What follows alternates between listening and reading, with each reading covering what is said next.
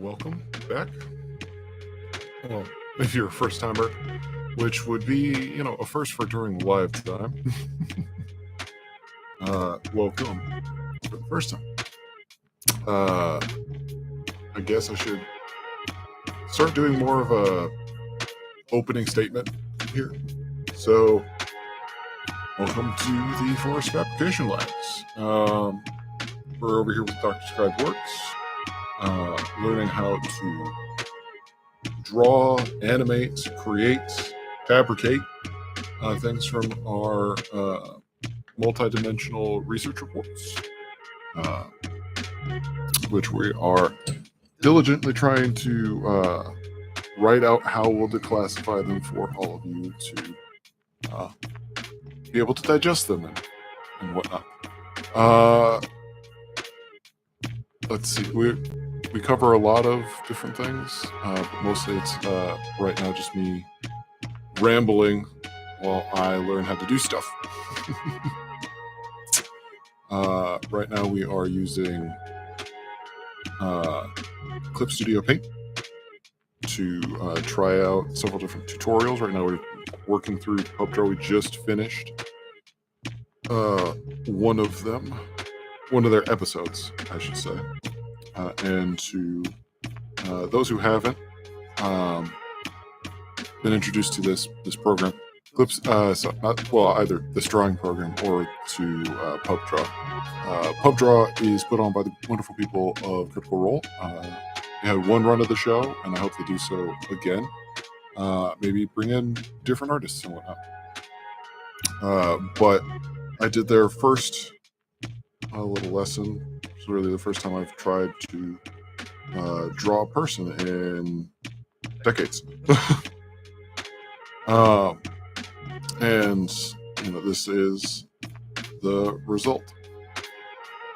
And it wasn't an in-depth, here's the method, it's just here's a general underdrawing and whatnot, and then let's go to it. If you can't tell, I don't know how to draw Harriet either. Let's see.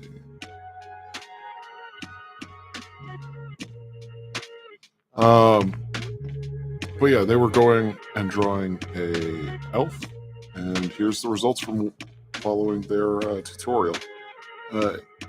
So it looks better now that I'm back at it, but there are several places where I could have done this better. One of which was to go off and practice the underdrawing a lot more before I came back to this.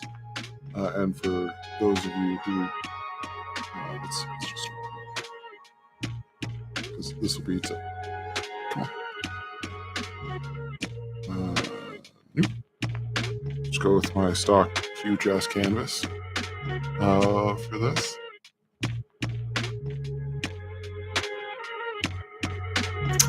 And by huge, I mean it's sizable for being able to post stuff to it. But from memory, the basic underdrawing that they were teaching was something similar to I think it's similar to the Loomis method, where you got your normally much better circle.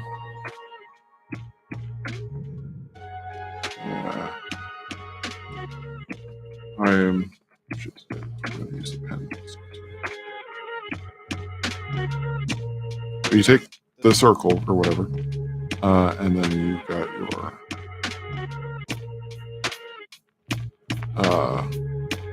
proportions.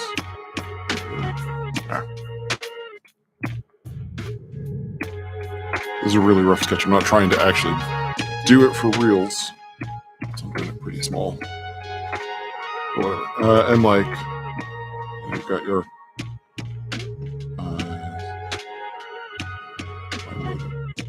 this is all incorrect, and I'll probably just go through some of it again myself. But basically, you do your underdrawing, and what I could have done is practice doing that portion several times until I was happy with it, which would have gotten me through some of the hurdles, like for example, we use the easy to undo. is on here. Not blend.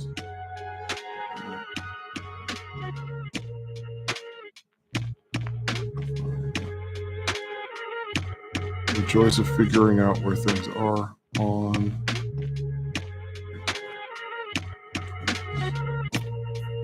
Oh, the proportions. So, okay, so we'll go here.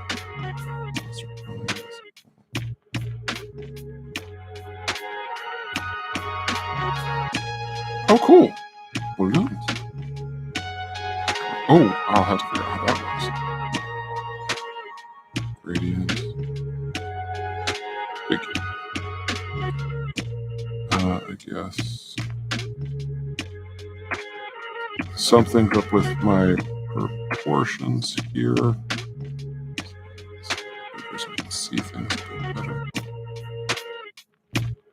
Because this is where I should be able to select it to not be a straight line, but to be whatever. Okay, we're gonna figure that out later off screen. But like where these eyes are, it's better than what it was originally because I listened to a friend of mine and I used some of the tools available, and instead of having them where they were, which was I can't draw with credit there apparently. But basically, up where these eyebrows were, maybe a little bit lower. In fact, make it so maybe about there is where I had the eyes, and so I just shifted them down because it felt weird. The nose, I had to figure out how to correct the line in the face because it's dead on, so there's fewer places to hide your symmetry. The eyes, they're not too bad for really first time of yonks and yonks doing it. Getting the ears symmetrical was a bit of a challenge. They're relatively symmetrical. We've got one that looks like it's placed a little bit higher up than the other and has a little bit more of it detached from the skull because we've got some curvature showing through. If I decided to follow through with some of it here to show where the rest of her temple was, it still kind of looks like that, but it is what it is. And we have made some progress there, but I could have done better first time around. One of the things that I'll be showing next Tuesday will be the drill practices that I'll be doing, which one of them will include practicing the underdrawing instead of only just using templates. Because like you can come over here and get some of the. So this was some of the stuff that I did. Like this one right here was partially based off of on the top right corner. This one was based off of one that somebody else had done. Let's find out which one. This one? Yeah. So this one is showing that, like the eyebrow line that they put is a little bit lower than what I was doing before. Like that the top of the eyebrows is closer to the middle than what I had. That sort of thing. And then start practicing these where, I go ahead and do, let's make it we'll make it a bright color. We'll go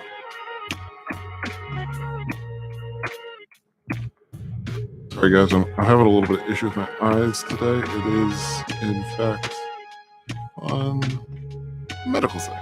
So taking that,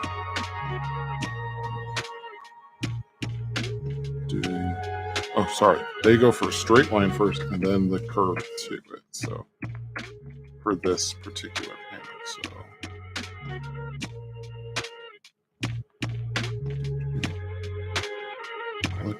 not too far over.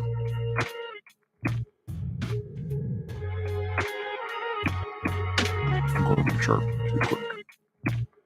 And eventually maybe I should change the angle that I'm having this print at.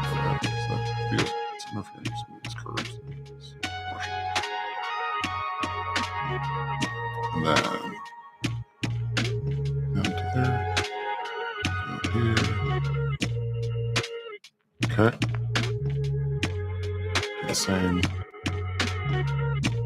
from over there, but at a steeper angle. We won't be able to see theirs.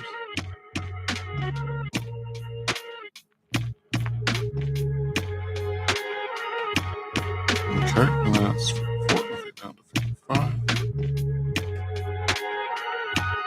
Draw in a smaller circle using 2 big to me.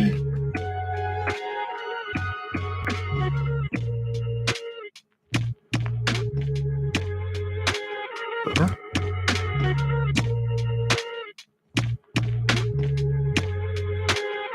Okay, except theirs is much bigger than mine. So you go all the way back.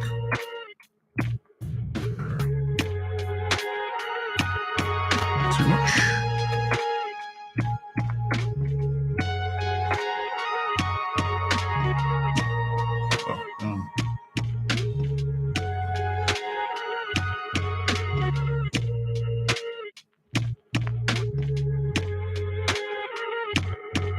But yeah, this sort of thing is the basics of instilling kind of like the base shapes that are involved of proportionality, perspective, of how that changes that shape when you flatten it down to a 2D plane. That sort of thing. And also eventually helps with confidence of spidery, wispy lines and whatnot. Let's see. No, more of a curve up top.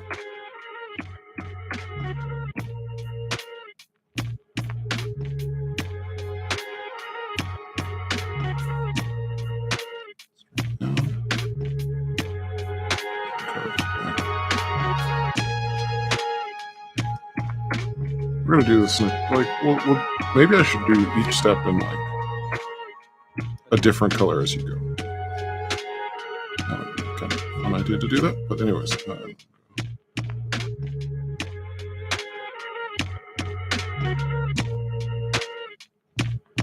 Yeah, that's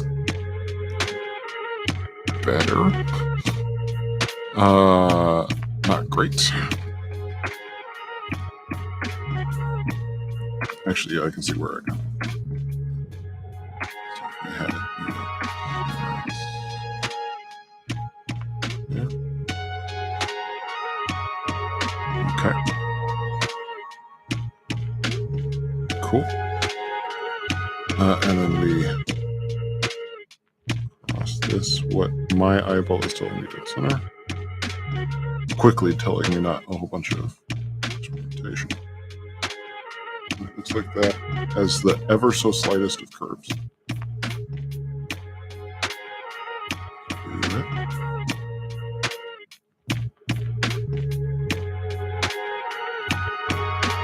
Okay.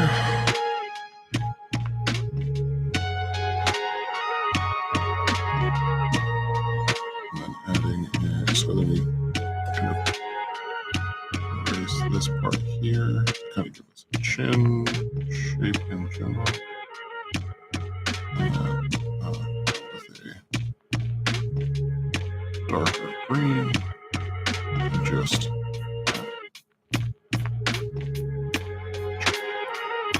and that they follow.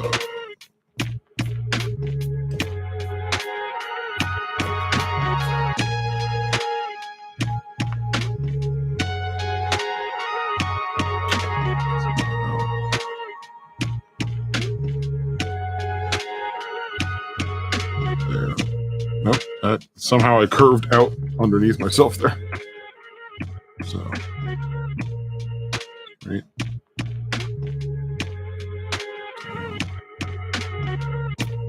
There.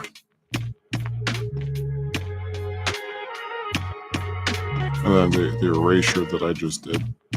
And that kind of gives you the basics of where, like, oh, hey, here's where if your chin could ever come down to that much of a point, you know.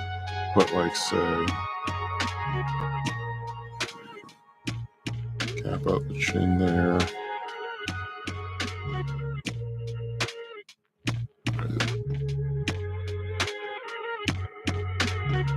You know, this bit is your cheek. This is your dead on. All that sort of fun stuff.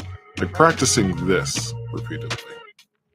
And I'll probably do that a lot coming up. And you might go through a progression bullet. Or like, here's the dead on version of it. And they're all going to be different depending on your art style. And go through all of that. Let's see. So, you know, there's all that sort of fun stuff. This session, though, we're going to be a little bit faster and looser. Like I said a little bit earlier, I am having a little bit of an issue going on with my eyes right now, so we're going to take it a little bit easy today. And doing that, we're going to probably do some tracing of some arts. Some arts. Like, no, that's not a capital A thing. We're talking about other people's art in general. Let's see. Let's see if one of these for our one of our projects that we are currently trying to declassify for you all. If you find one that has some sort of attributed to who. That one's not going to be one of them. Okay.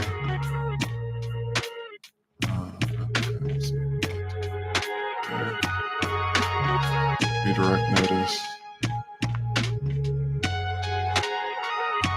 Okay. No, not gonna go. Oh, sorry. Oh, here is my current shame here with all of these tabs currently open. Let's see. Trying to find a good one for us to go for this project. Over here. Or this guy's bits.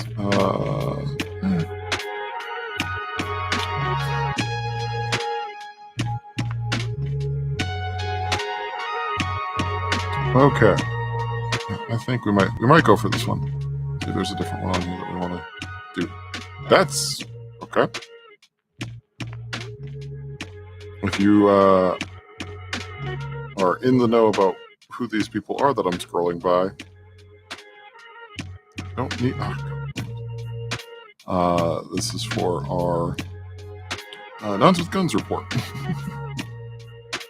I think we might go with this little hit mommy there. Partially because that is an easier one for us to be able to trace because it has more definite lines. It was also not super blended and also not super intricate. This one might be another good one to do. I'll see if I can find that other artist thing so that we can post stream, link it in the comments. Well, the comments are the what you call it? Man, I can't think straight. The description. Sure, that word. So, we'll try that. Let's see. Like I said, something fun going on with my eyes, so we'll go back to the original and see if we can find. I was just gonna zoom in and out.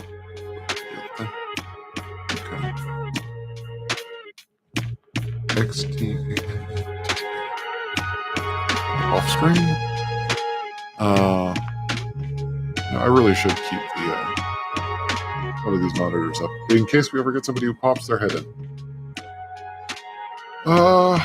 Because hey, if you're brave enough to come to this stream where we don't know what the hell we're doing, then I should at least acknowledge you for your bravery. I accidentally clicked on it and it's like, go to these streaming tips. Cool.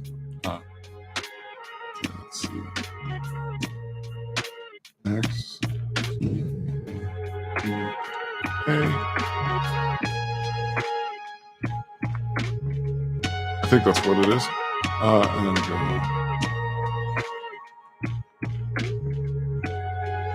look at that site.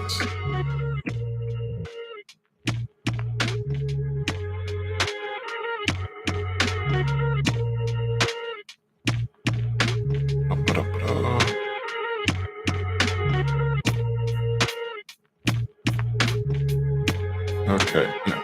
And there's a reason I'm not looking it up on screen, because for those of you who zoomed in your screen or have a large enough screen, you know that the site that looks like this person hosts most of their work on is not the most safe for work friendly. Yep, because there is a version of this exact person with a slightly different pose and a slightly more slight outfit. But yeah, it looks like I've found potentially this person. See if the other one of these. No, that's just somebody who has. Okay, so I think I found this person. Oh, hey, and they even have on their the website that they have here has a thing called scraps, where it's kind of like, hey, put up rough sketches or things that aren't complete pieces that you've done, and there's a good chunk of their own version of underdrawing. And for this one, it looks like they've done this so much that they're freehanding and skipping, like 3 or 4 of the primary steps, because they already know the shapes that can be translated. Okay, so it looks like we got it. So I'll go back over to here, copy this image, and bring it up to our clips. I'll also put this away. And yes, I have way too many tabs open there. Let's see. Another thing we might do at one of these points is do something that we'll have to watch in the background. That is probably the correct size, but we're going to blow this up. Let's see if there's a way to do that on the data itself.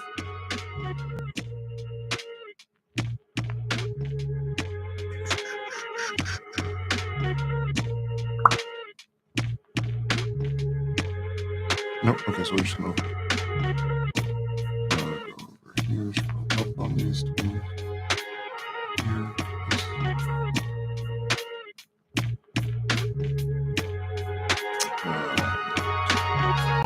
Edit. Transform.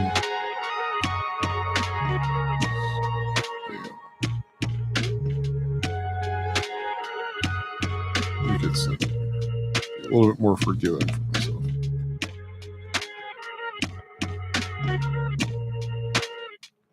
Okay. One of the things you got to do when you're doing a transform is make sure that it actually is implemented, because otherwise, if you forget that's one of the steps you need to do, and I do that more than once to myself, you just keep hearing a notification sound from your system. Butting, can't do whatever you're doing. You can't click on anything. You don't know why. I think in this program too, sometimes like you go over and say you want to make a layer visible or not, or you want to switch to the brush tool, or switch, do anything. It'll show when you're hovering over a interactable icon or a whatever. It'll show as what would you call that? Well, it's like showing an X, but it's the circle with a line through, or it might be a circle with an X there, so it might as well just be an X. Either way, it'll indicate, hey, no, you won't be able to click that. So hopefully you're not tired from that day, and you'll notice it, because then you're like, oh, hey, that means there's something I needed to interact with, but I didn't. Either way. And, I think I figured out why some of the proportions look different to me on this this application. Is because recently, because of the thing I'm currently going through, I've got this going on, and it means that small text is a little bit more difficult for me to work out, and so I had to change the text size scaling on my entire computer. And some applications interact funky with that. And some of them, it's like, oh, hey, this needs to be larger. Well, then everything else also needs to be scaled up too. It's like, yeah, no, I only scaled up this like 30 or 20%. You don't need to all of a sudden make the banner up top, take up half of the freaking screen. That sort of thing. Let's see, what are we going to call her? We're not going to name her. We're not going to make it any pretty.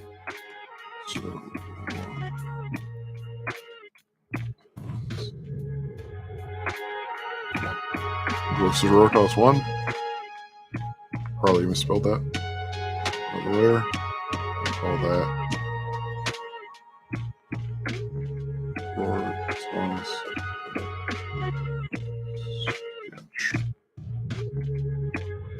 Okay. I don't know if it would be a good idea to do this in a different color or not, so I'm just going to. Let's see. That. Oh, because it's in the gray areas. I was like, why is this blue gray? Okay. Yeah, okay. Got that. Okay, so we need to make that smaller because it's a smaller picture. And 8. Let's see how that does with pressure, harder pressure. Yeah, okay. Another thing that I should probably invest some time in is checking out the different brushes. Should I start with the hair? I mean, it is the exterior of the shape. Or I could go with the interior. I will go with it. I didn't have to pressure too much.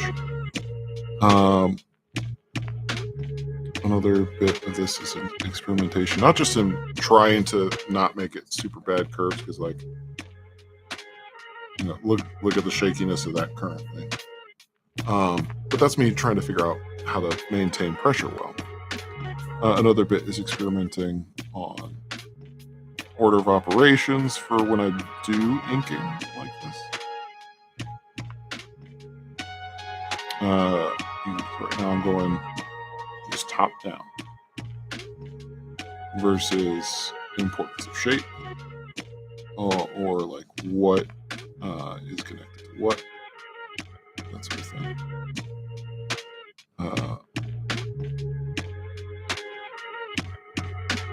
Oddly, it's a weird, not a weird thought, but like this hairstyle is giving me, if Maddie Fenton from Danny Phantom had like a little bit of time to actually tease her hair, I don't know, but work on her for the day rather than on her idiot husband stuff.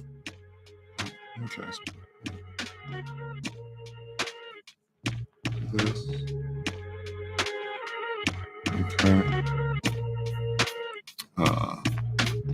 Let's see.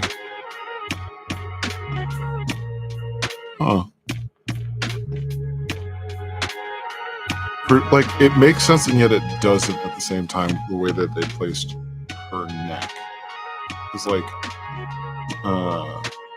this is something I run into with illustrations and animations, where like you're able to deform the actual natural shape to tell the story or to get the aesthetic. But if you then zoom in and nitpick, you're like, oh, anatomy is what now?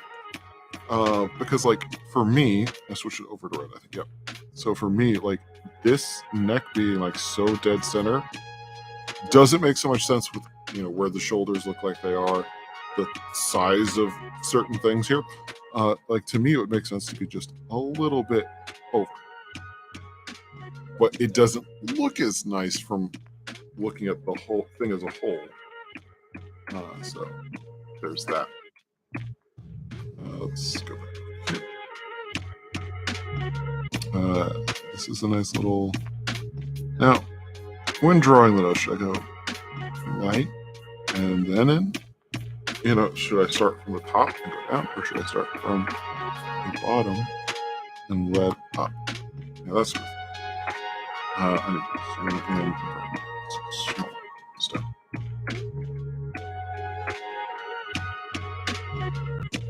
Okay.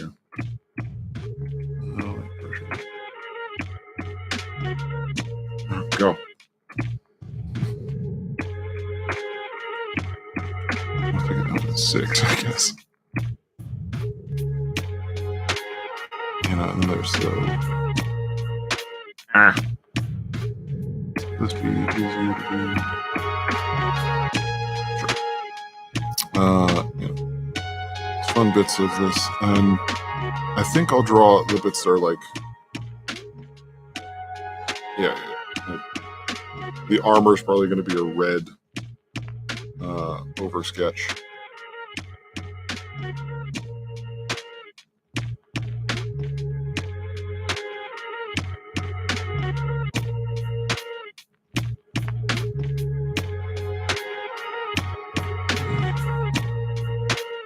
Eyebrows. Eyebrow shapes are interesting.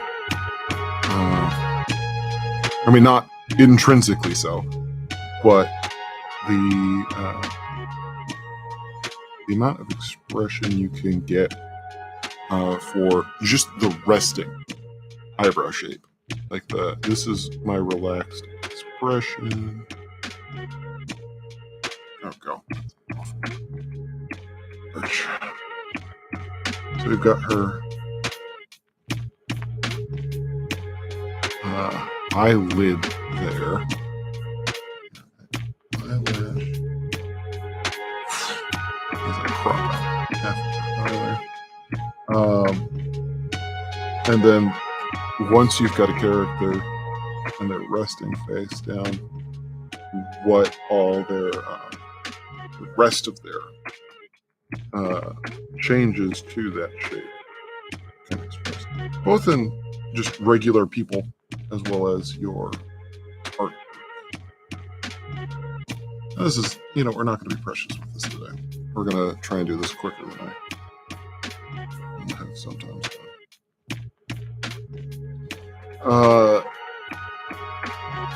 But can you imagine going through? Sorry, my brain is absolute popcorn today, and it's going all over the place. But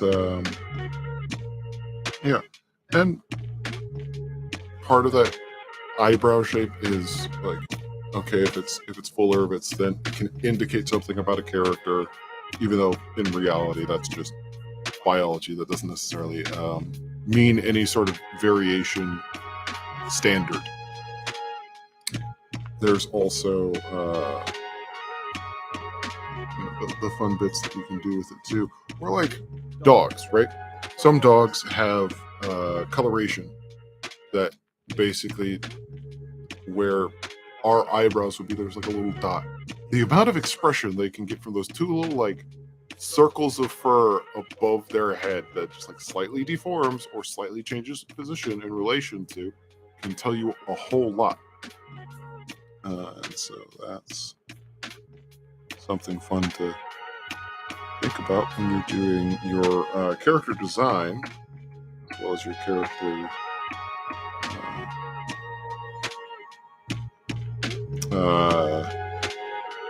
brain is not working. manipulation, I guess, your character manipulation for individual pieces.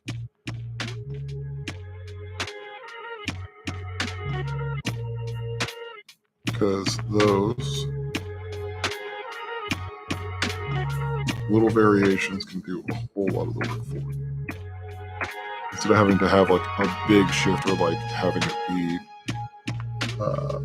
a sticker kind of change, like in some anime where all of a sudden it's not even just that the art's not changing, it's more like they simplify themselves and the character's expression is so ridiculously different than its standard. Like, some of the stuff where people go over the top, say in Naruto, right? Where it's like all of a sudden their eye is an absolutely perfect circle, white, and they're being comically mad. You know, like, fun variations that can happen like that are large and loud and not subtle. I'm not going to be able to be subtle for a while, that's for sure. But we can try. There you go. So there's that fun bit. Let's see. Now we're trying with a slightly different order of operation. Collar, base, up. And this, I'm not even really trying to be super scientific method about it. I'm just thinking around, trying it out. One super sticks out as this was nice, then I'll remember that. If not, it's just doing some some light sparring with my pencil. Even if you're not picking up a new move, you're still keeping some of the stuff in your repertoire unrusty. And keeping your hand.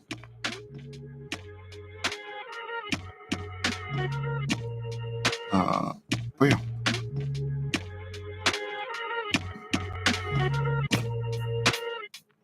Okay. Let's see, with, say, these shoulder pauldrons, or this one in particular, like, it looks like when they were sketching or inking it out, this one is the line they were dealing with. Right? Well, okay. A little bit more simplified stuff. And then to the interior.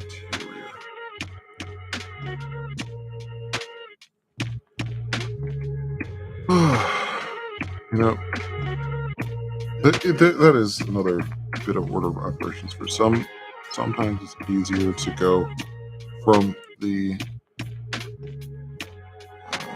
not vertex, but the conjoining point. And sometimes it's easier to go from one side to the other. And I don't know which one is my go-to. I'm just gonna keep working at both. Okay, there's a slight change of not dead center, but it looked better the way they had it because it felt like it flowed better.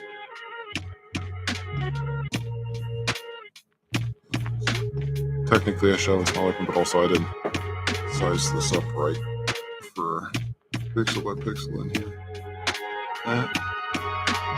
Okay.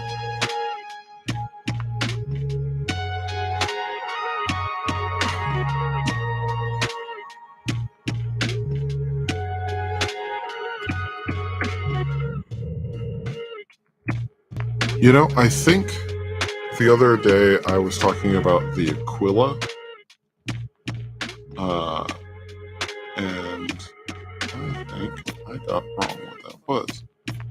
Because, as far as I'm aware, this shape that I am, well, it's this shape up here at the cheek.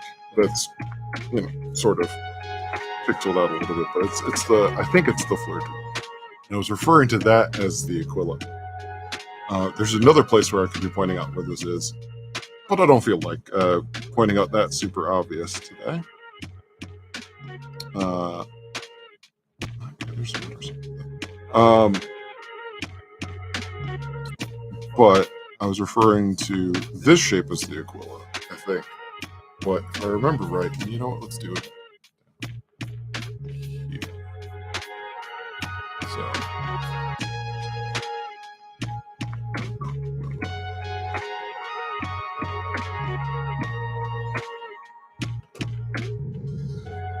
There, not two L's.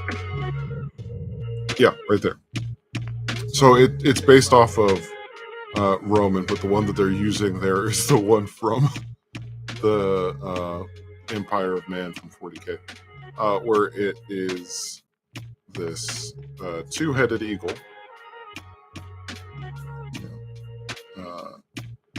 And you've got the one with its eye to the past, the one with its eye looking to the future, whole nine and so. I was referring to that as the fleur-de-lis, or the symbol of the Potential Sororitas. The reason I was doing that is there's a book where one of them gets the sign of the Aquila through a miracle burned onto their flesh. And that was interesting, and also stuck in my head. And apparently that meant I was going to bring it up here. Okay.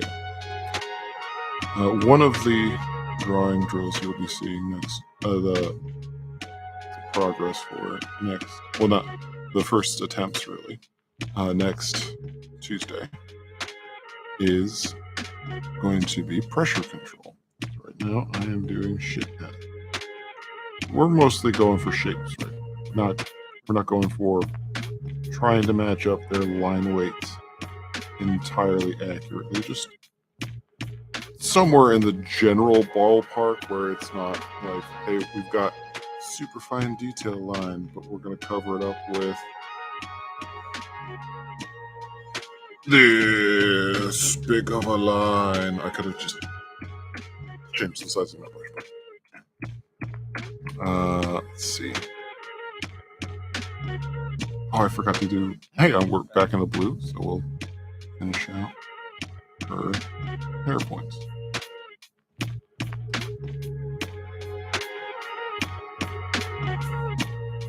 You know, another random thought that I've had. Cartoons, right? And partially in particular back in the 90s, early 2000s. Cartoon moms were a little too hot. not like, hey, you can't be an attractive woman, but more of the, okay, wow, if this hits you right when you're turning into a teenager, you might watch the show a little bit past your age demographic target audience, because let's see, what's a good example. I'm sure a lot of people, when it was hitting them right at that, hey, puberty's starting to kick in age, Peg Pete from Goof Troop, probably. Let's see. Danny's mom, Maddie Fenton. There's another example. One that's like, hey, this age group is really young. Because, like, Danny Phantom, that's teenage. Goof Troop, that could be, hey, my parents don't really want me to watch anything that's not super conservative or whatever. And, like, Goof Troop's not really that conservative. You get what I mean? Like, they want to play it safe with what you're watching back then, I guess.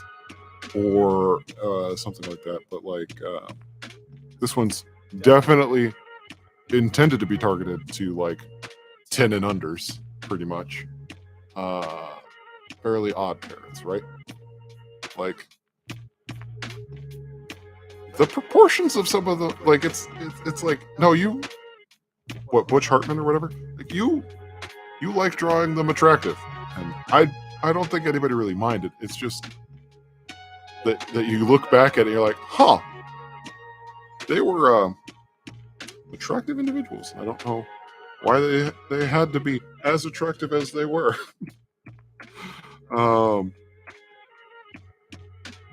Now, I say that just as commentary, not judging it at all. More of just thinking, hey, I didn't really notice how often this was occurring. Not, for some of that, you can always wonder, was that for the keeping the audience engaged when they got older? Was that for the animators to be like, hey, I want to like drawing the thing that I'm drawing, or was it that they wanted the parents, or at least the ones that found that particular gender or shape attractive, to have something to look at that was at least visually pleasing to them while they watched something with their kids, but they weren't the chooser of the channel for that sort of thing. Who knows? But like, people wonder why some of the younger generations will allow themselves to think that an animated, non-real individual is sexy, and part of it, or take it back to Peg Pete. Some of those are like the other anthropomorphic but still classically attractive character designs. That's an awful representation of what she did. Or they. The username is Eleanor, so I'm assuming, but I could be entirely wrong, and if I am, I'm sorry. Either way, but like there were a good number of them. I was like, yeah, no, you were an attractive enough character design that someone out there definitely had a sexual awakening to you, like. And then the whole like, well, you wonder why furries exist in this generation in much larger proportions than, say, in the boomers or the all that sort of fun stuff. Well, that's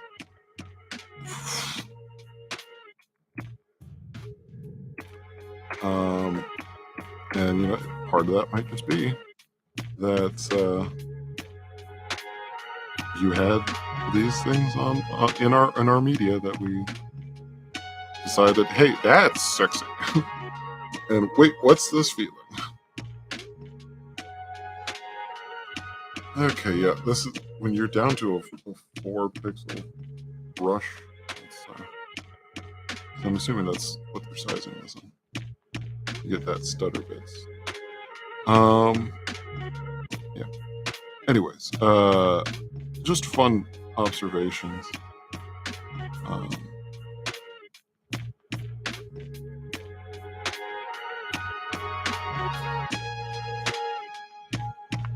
Yeah, definitely need to make sure that when I'm doing these, that I rescale the size of the source so that I don't get this jittery line bullshit from my just trace strokes.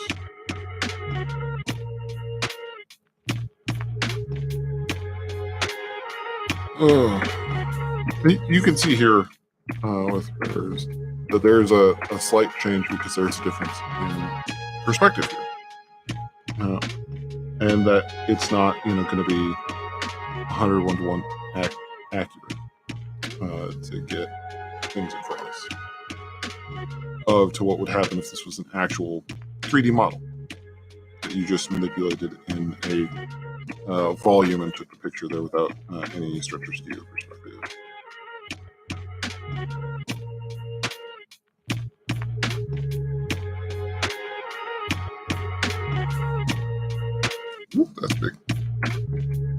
by comparison.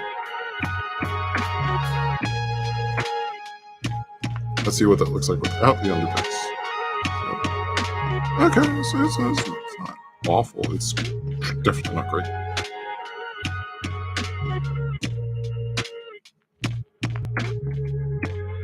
Okay.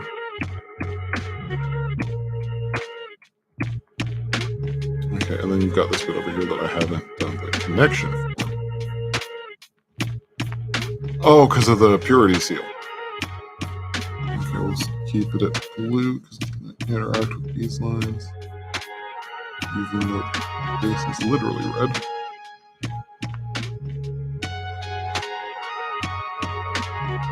Huh, they did a interesting amount of thickness. And again, in the source material, because I'm not the researcher of the group. I don't know if this is printed on like thick leather strips or if it's just regular canvas, or how much dimensionality they actually need to be given to that. Let's see, I think it probably was at least a sketched or indicated line of where this shoulder pauldron ended there.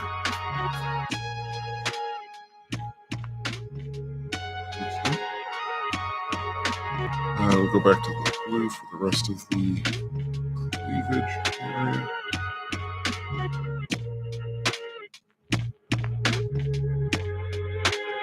These are like, zooming out. These are they're non-standard proportions. It's like that is a lot of hip, and proportion of this area or each one of these areas to head much different. Whereas like her waist is like maybe slightly wider than her own head. Versus the rest of this. And like, there are probably some people out there who have proportions that are not going to be easy for somebody without their genetics to obtain, similar to that. But that doesn't mean they're impossible. Even though if you draw every character like that, it's like, yeah, we're stretching belief if you're not including genetic engineering. There's an artist that I have enjoyed some of their work in a comic and a fandom that in some ways is underrepresented. But hey, if you want to call me, if you want to reach me, kind of a fandom. They do a fun comic with somebody. I can't remember if it's Henrik or Heinrich. But like his art style is one where you do take the proportions and you exaggerate them, and it's not like he's consistent internally with it, which is fine, and it's much more towards that of. And I say this not meaning it as in caricature, but in the vein of cartoons or cartooning. Like it's more classic, non-anime style of that sort of stuff. In like the early animations, like oh god, the names of all of these are escaping me. Not quite Last Unicorn, but that sort of era of it, and not the fever dream of the animated Hobbit or Lord of the Rings or whichever one it was. But it's a very interesting style, and the only thing that takes it away from me is when he leans a little bit too far into the exaggeration of proportions, where it's like, yeah, no, the skeleton doesn't make sense. Like, oh, your top half for, say, a female is extremely bodacious. That's great. But then somehow your rib cage narrows down to narrower than your head, And it looks like if someone were to apply enough pressure to your spine, it would snap to either direction because of your proportions. And like, there are some angles or instances of his art style that is minimized, where it looks slightly more realistic. I say that comparative. And then there are others where it's like, yeah, no, that feels like you're leaning too far into your style, and you might want to moderate it, because it begins to look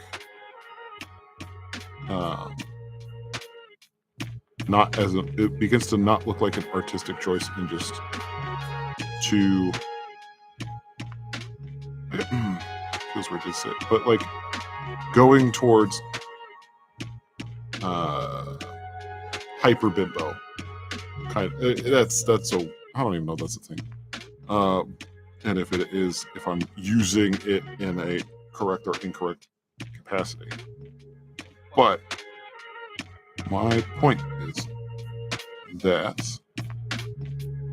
sometimes a rambly point can be made about exaggerating proportion to get an aesthetic or to get across a feel of a character, or going too far and then it becomes aesthetically unpleasing because of how extreme it is, or becomes less aesthetically pleasing than a previous iteration of that. Like this, it is pleasing, partially realistic too, especially because the armor could be shaping and pulling things in. Probably not in reality, because the armor would, yes, do some constriction, but also have layers to protect. So if you have, say, half an inch of thickness, we'll say as a example for this, and then you also are pushing in further so that the exterior of that half an inch is the more extreme proportion to get the shape. It is what it is. But I'm just saying that there are times where it's good to blow out the proportion for the aesthetic, and then sometimes where it's like, dial it back 10% and it'll look better. And that's also something hard, like, I don't know if you've ever experienced this out there, my currently not live audience, but post-stream audience, where what you find wrong about something, like about the art piece, the chapter your friend wrote, the essay that your friend is contributing, or their speech, or the outfit they're choosing to wear to a wedding, or whatever the hell it is, right? What you don't find pleasing or good about it, or the this is what's making it less of a win for me, of an attempt at whatever it is. But you don't know exactly how to express it in a positive way that they will receive, etc. I've talked with Henrik. I'm not going to spell it out loud right now, but I've talked to him a little bit about that, obliquely, on a couple of his pieces, and not only was it not easy for me to be able to describe exactly what I was talking about, but there's also the fact that I think he lives in Denmark, or let me rephrase that. He lives in a nation where English is not necessarily the majority spoken language amongst natives, I guess, and is most likely somewhere in Middle Europe, I think, maybe Eastern, probably Northern. I'm not 100%. because I'm not looking it up right now, and I'm not studied up on it, I guess is one way to say it. It's better for following the line. And we'll do it this way. Nope. Try to go from the top. Being able to both give and take constructive criticism is very important for progression of art. But also sometimes somebody gets really good at, hey, this is my style, and I'm sticking to it. I am pretty damn consistent about it. And then it's like, oh, well, is it just the style that I'm not understanding? Or is it that the 101 different things that confuse where I'm trying to make this point, as well as where this point is valid? But the thrust of the issue is both learning how to take, give, and then perception check and zero in on actually constructive criticism. Great for art.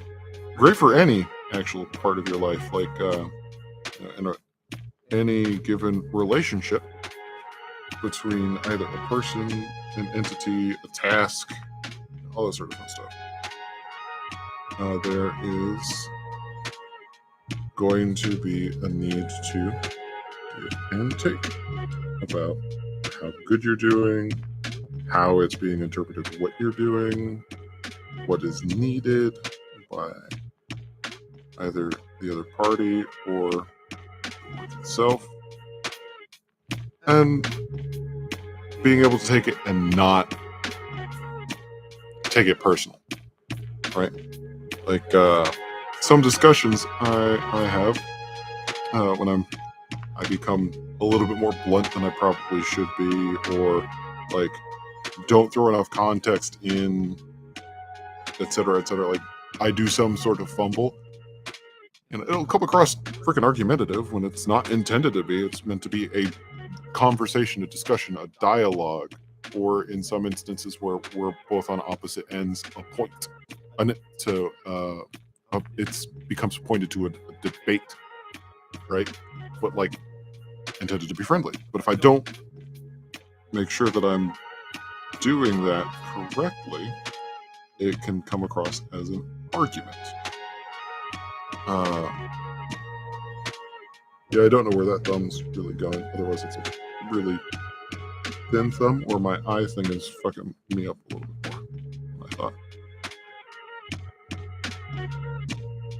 Yeah, I think it's both.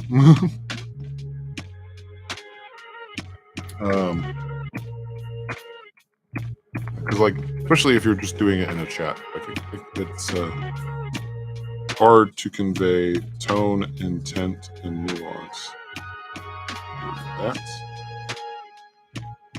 But you gotta, because otherwise, how else are you gonna do it? You just gotta be conscientious about it.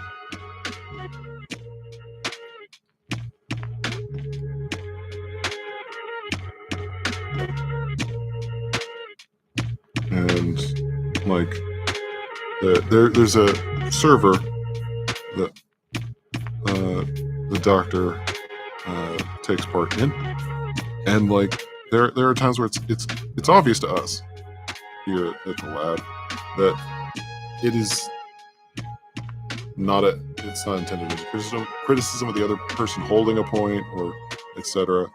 But just like wanting to be involved in the conversation and taking it wherever it goes, or riffing on something and going off on a tangent where it's like, oh, this take on this would be really cool or whatever. And yet it becomes across as like potentially an argument, or hopefully nobody's taking it as, but here's another extreme where it could go, like where it becomes overbearing and it's like, no, I'm right, you're wrong. It's like, no, this is just a point, not a pointing fingers and saying you're wrong. It's an aspect of where either this creative process, this idea could go. etc. And there's another bit too where it's like, yeah, no, take the correction, the input, but be willing to be able to say you're wrong, or like, I see where you're coming from. I don't agree with it, and I don't think I want to change it the way you're saying. Or like for the authors out there, I think it was Bill Hader who said something to this effect. Like one of the things in writing is like you should get your ideas down, and sometimes they're going to be not so good, And somebody that he worked with writing, and I can't remember what project it was or what company it was, but had to say, be wrong fast. In other words, get the idea down, find out what's either good, wrong, or whatever, and then correct it, expand it, and create it and riff on it from there, rather than just always meticulously going over every little bit and not getting the idea out, or sitting on it because you don't know how to make it perfect. That sort of thing. And on top of that, when he was making that point and talking about that saying that guy he worked with had, was, when you are wrong or whatnot, like, or you're going out to people and working with a team, definitely listen to them when they say X, Y, or Z is wrong, and take that input. Like, oh, hey, there's probably something in there that's like not 100% or is in fact wrong. Re-examine it without favoritism of your work or your original intention. And for one thing, I need to stop talking with my hands when all you can see is what's on the screen. So that's just, requires me to ramble a lot more for one. Also, it's probably not as entertaining when nothing's moving on the screen apart from waveforms. But yeah, listen to what your friends, your teammate, your alpha, beta, editor, readers tell you is like, this is wrong. I don't like the relationship here, or X, Y, or Z. And yeah, that's a good point to re-examine. One of the funny things that Bill was like, but they're probably wrong about how to fix it. And they're like, but I would do it this way. Like, listen to it, sure. Take the input. Don't take that as gospel of how you fix it, but like, if they pointed out the relationship between the husband and wife in a story, they don't like it, or it feels wrong, or etc. And there's probably something there that is going to come off as not the right solution for, or the right fit, or whatever. But they're probably not necessarily going to be right about how to fix it. And there's multiple reasons why that's probably true. Like, one, their style might be different than yours. Two, or of the project that you're working on too. Another is that their experience might not be so great. They might not have picked up on the actual right solution. They don't have the same amount of background information you do about the story, or what they found important isn't necessarily what you're working towards is important in the story overall. Like a fan's favorite bits of epics or doorstopper fantasy books, like the Song of Ice and Fire, right? Like in that first book, your favorite bits or characters aren't necessarily what the author is planning to make important. They're not necessarily going to be central to the plot later. Not everything is Chekhov's gun the way you wanted Chekhov's gun to be, right? Like maybe they're there to become the sad death. Sure. Maybe they're there to become a pivotal, incidental person who just oh, them telling X or them loading Y onto this cart or whatever. Like it's gonna be the author's plan sometimes, or like political upheaval might not go the way that you would have initially thought because the author knows more about how things would interact in that world, or how they intended it so that X, Y, or Z happens. But like I said, they might be able to point out what feels wrong in a spot and listen to them and move from there. And don't belittle them for their opinion, like for what they thought would be the right way to change it or for what they thought was wrong. Move with it. Don't. Like, people are allowed to have an opinion. People are allowed to be creative in their own way or have their own style. Allow it. There's a place for everybody, even if there's some friction between everybody's place. Yeah. Another thing, random side note. Saw some of the doctors chat in that server as well about writing. Somebody had asked, like, well, how do you develop your character, right? Do you start with the aesthetic, or the plot need, or do you start with like the character, like all that sort of stuff? And like, there's an argument to be made for all versions of starting, like where it starts from, because like a great character could start from just the vibe you wanted, right? Could start from well, I need somebody to facilitate this plot action or this role in relationships, etc. And you backtrack from there of how they would fit, especially if it's a pre-established word where you have names on a character or like families on a family tree or that sort of thing. And you can buck the archetype, keep the archetype, etc. And then sometimes it's nice to go from the aesthetic. Like you really like a look, or you'll be able to describe it well. Well, what kind of character would fit that, and how would they then fit in there into the world? Or whole heaps of different reasons. Like the Doctor has a character he's working on for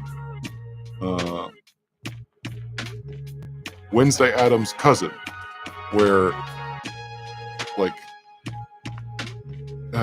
they're not a flip of the coin, like or the other side of the coin or whatever, like polar opposite or whatever, like in the Netflix show Wednesday, where Enid is the sunshine and rainbows to Wednesday's doom and gloom. It's not necessarily that, but it starts out with, well, here's some meme. Okay, where does that lead me to creating a character in this universe? And how would they interact? What would they be like, etc. Some of their backstory. How would they interact with the canon? Because then that just led to like, well, nope, now the Addams family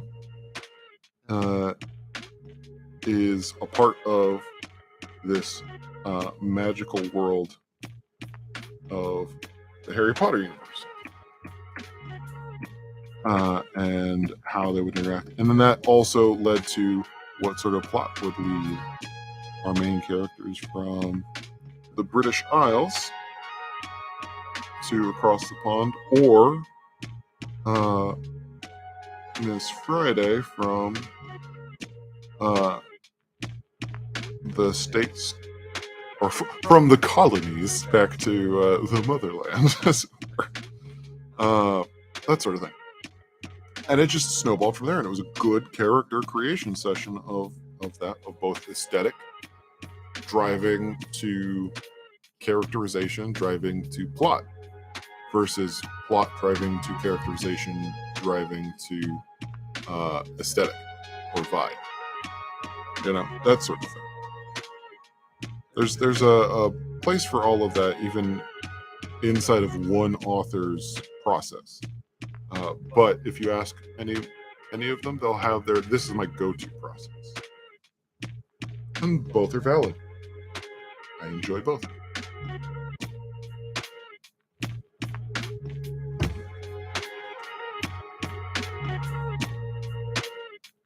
That right there, if you can see my little cursor, is not the best follow line for the interior of that piping.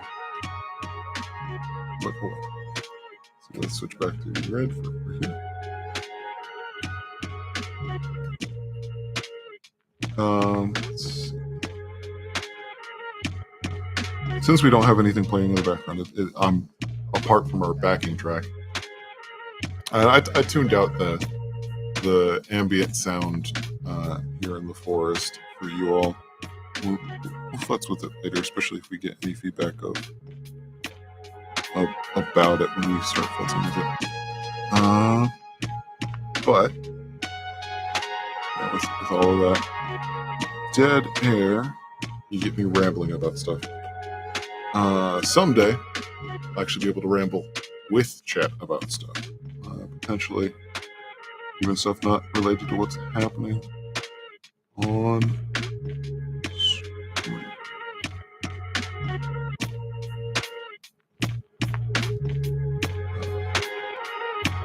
But we'll see.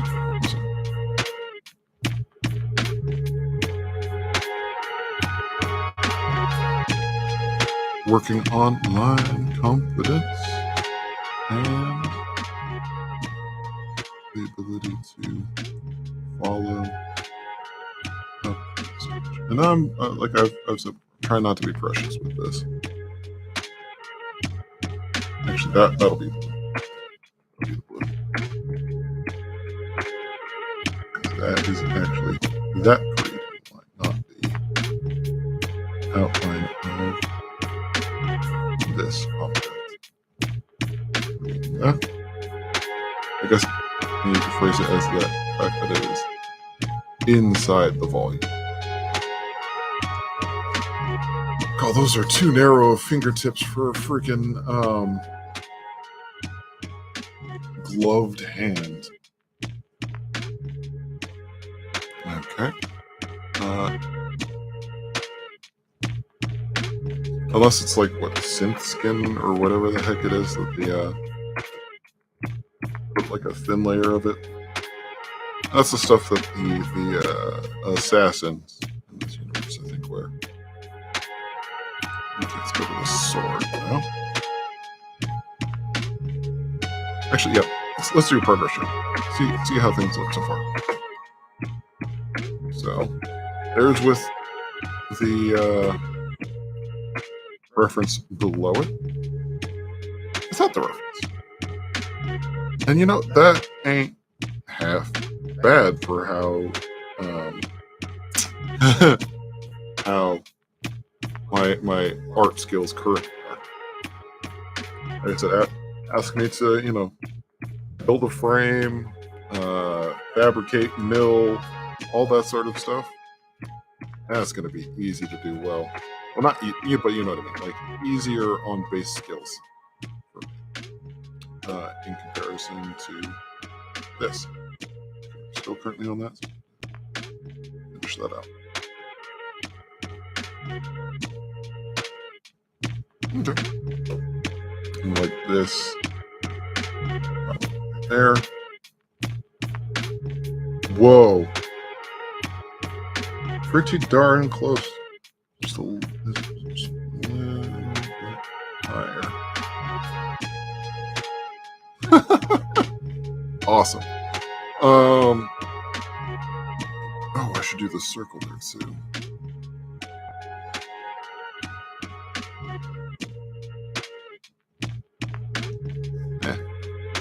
Getting used to it. But I do the. No, I did not do that. I'll do it.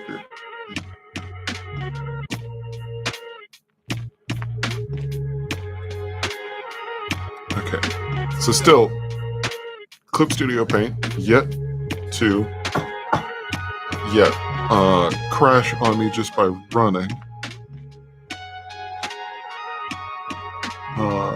And I say that because we were potentially going to be using Corel Painter, but that would keep crashing on me, and that was with projects that were only, like 6 layers maybe.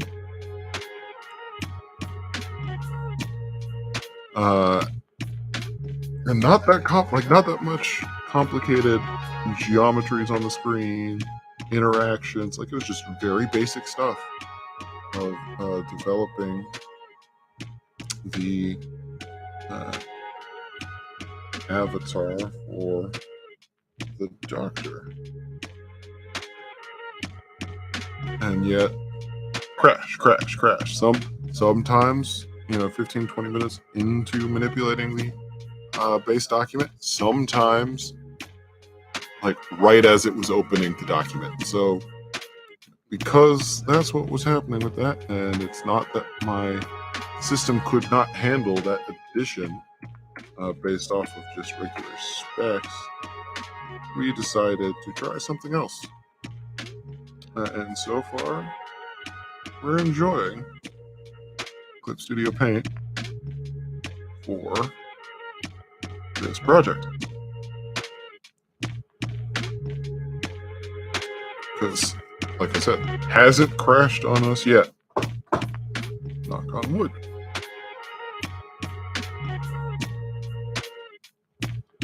Here's another bit, like you can tell here. Sometimes you don't need to be precious about something because it is not something that people will focus on, for sure. The side detail, you just need to get it close enough.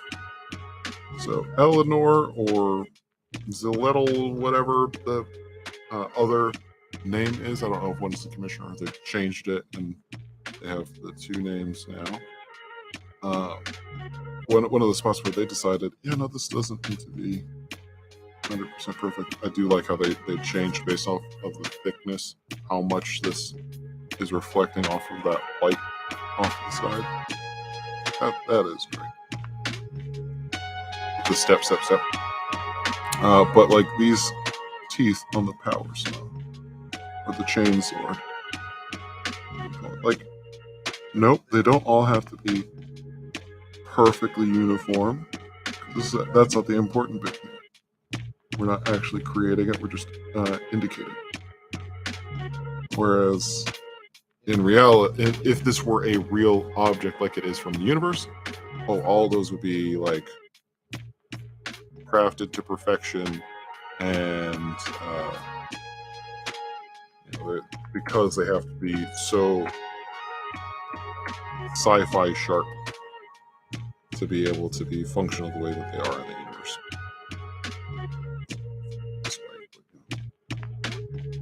I need to get that.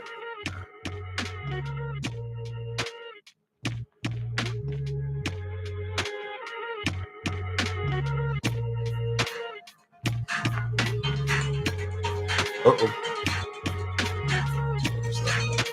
There you are. Okay, we're almost up for time here.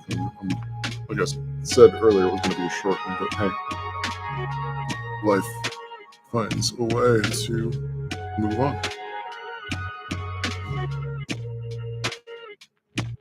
Okay. All right. Let's do that.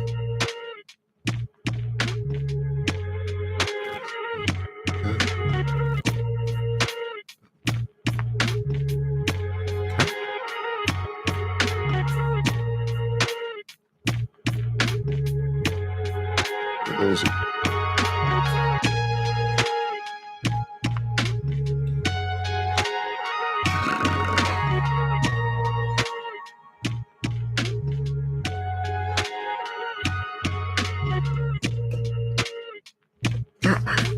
I was hitting the bit that should have done this.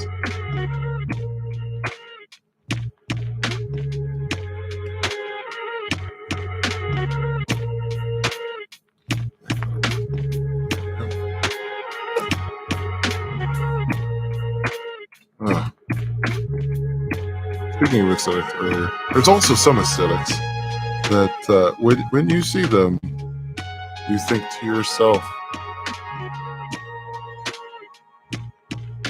well, let's see, how to PC this up. I hope you're not married, and would you like to have children with me? There we go. That's about as cleaned up as we're going to go with that. And recently, I found somebody like that, and I might post other stuff, or might at some point if I get good enough at it, because I'll probably end up having to do drills of here's a real person, draw them in your art style if I have one, or draw them in someone else's art style, because I'm probably gonna have to imitate others for a long time first. You know, there's all that fun stuff. Of that, I might take up a reference image and put her up on screen. Because so there was somebody like that I found earlier, and does in fact seem to be the wow, your genetics lead you towards the very feminine proportions, I'll say. And yeah, we'll see about all of that fun stuff. I just a little bit flabbergasted thinking back, because boy howdy, you know, I guess in a farther back age, it was like, you know, stop traffic or whatever, like that sort of like if it were somebody that you found so beautiful that you would almost like just stop the car in the middle of the running street to be able to look at them for another second, or like to get out and talk to them, that sort of thing. Like I've run into that in real life, in person, where there's somebody who is so attractive that like we were passing in opposite directions of traffic, right? Like she's driving one way, I'm driving the other, and like there was a bit in me that was like, okay, I really want to you know, make a U-turn, catch up to her so I can like roll her window down and like just say hello. Level of pretty, not something I would do, because I didn't even turn around and try. I just kept going and was like, you know, that's how pretty she was.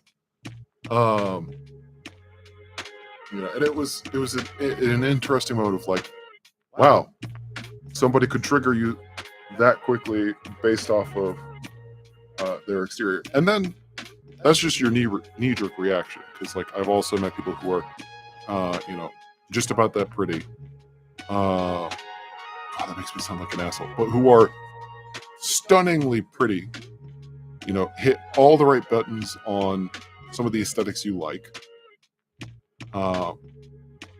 and then you find out their personality, right? And then it's like, that is not somebody I want to interact with. They're pretty, but it doesn't make up for it, you know, that sort of thing. Because like there are trash people on every end of the spectrum of pretty, and there are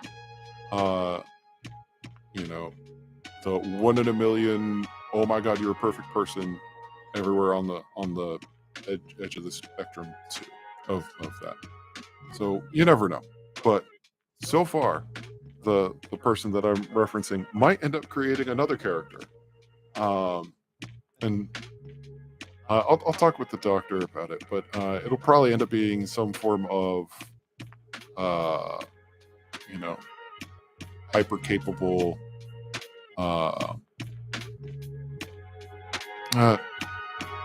not militaristic, but you know, military efficiency, or that sort of combat of arms job, or whatever, you know what I mean? Like that's where the skills come from, not necessarily their personal life or all of those aspects, but that they are very good at a militaristic combat of arms kind of job. So we'll see where that goes. and base a character off of her. We'll see. Thank you, algorithms that bring that up in your feed sometimes, right? Let's see. So yeah, let's take one last look at our little trace experiment. Oh, I clicked over in OBS when I was trying to manipulate this. Okay, so here's where we'll even make these smaller so I can zoom in a little more, and it's a little bit more of the screen.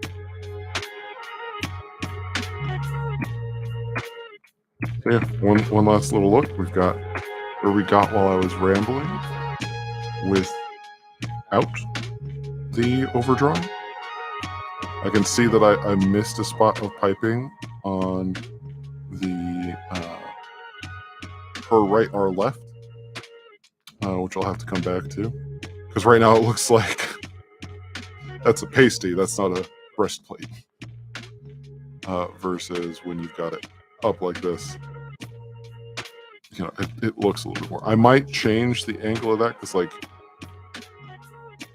I can see why they maybe did that, but it doesn't fit perfectly for me to have it like that. Yeah. This isn't necessarily the art style we'll go with, but it's one of the examples of art from this particular IP. And it's not bad. I enjoyed tracing it. It's going to be fun to go down the rabbit hole of other ones, because there are going to be ones that are super intricate. There are also going to be ones that are going to involve techniques that I don't have. They're not going to be heavy line art variants. They're going to be more painterly, and we'll maybe get towards those too.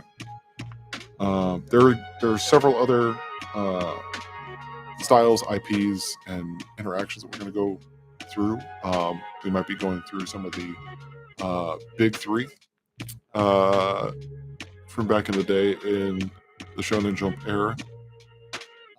Maybe we'll go other places too. If any of you stumble across the stream after it's been aired and you think of an example of an art style you've enjoyed, you know, anywhere from the advanced to the simplistic, you know, I'm open up to hear them. I might experiment with them. I might not. I might enjoy talking about them as a art style, and thinking about what's hard about it or easy about it, or what I appreciate or what I wouldn't want to do. I encourage you, please pop it in a comment.